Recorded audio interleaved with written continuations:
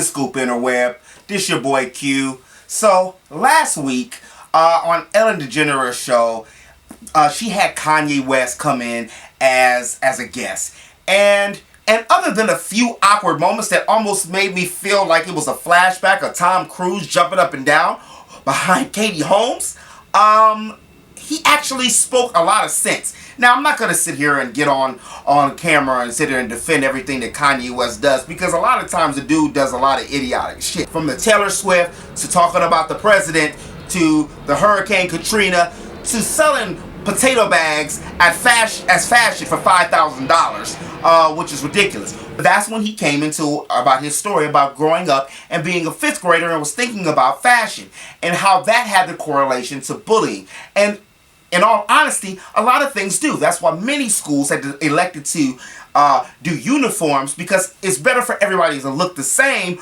rather than a person to look apart or look different and be judged by it. Talking discussed about how we in society have deemed each other to only be able to do one particular profession or one career and have that under one umbrella. That almost looked down upon to do more than one thing, to have more than one talent. So if you're an artist, you can't be a musician, and if you're a fashion designer, you can't be a cook. So some of the stuff I did understand with him. I think that parenthood has changed him a little bit.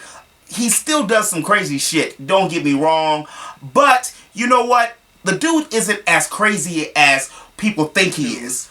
As we all know, again, this happened last week, Black Panther is speculated to be 90% African American and African. So my biggest thing with that is,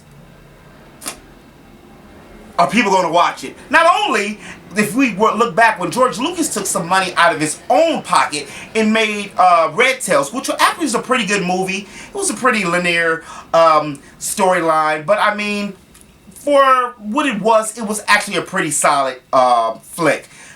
So I'm interested to see that even though this is under the Marvel Cinematic Universe, how it's going to play out. We've also got Michael B. Jordan, we got Lupita in it from 12 Years a Slave. So we're going to see what other big name black actors come into it. I really hope personally that it's not oversaturated. And like we've seen on Civil War, if you haven't already seen Civil War, which is a good movie, Black Panther can hold his own.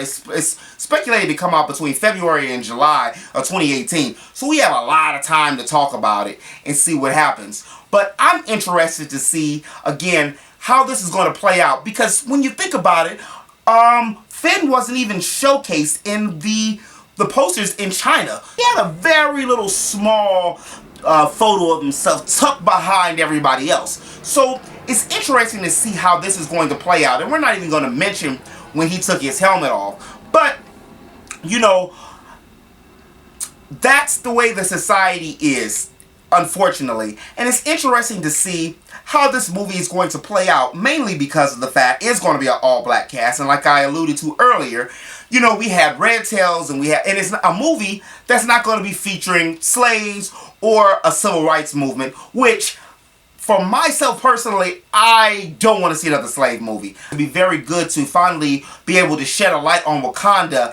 and see what this fantasy land or this fantasy world becoming in the movies. I would like to see a Captain America cameo. However, I would rather it not be a whole Sylvester Stallone from Creed type thing where it's all focused on him and he's made the blaring hero, and then Black Panther is, even though it's his movie, is left in the cold or left as an afterthought or a shadow of Captain America, because in all aspects, you know, Black Panther is better than Captain America. And that's been your scoop. This is Q, your friendly neighborhood Negro. I'll holler at you later. Peace.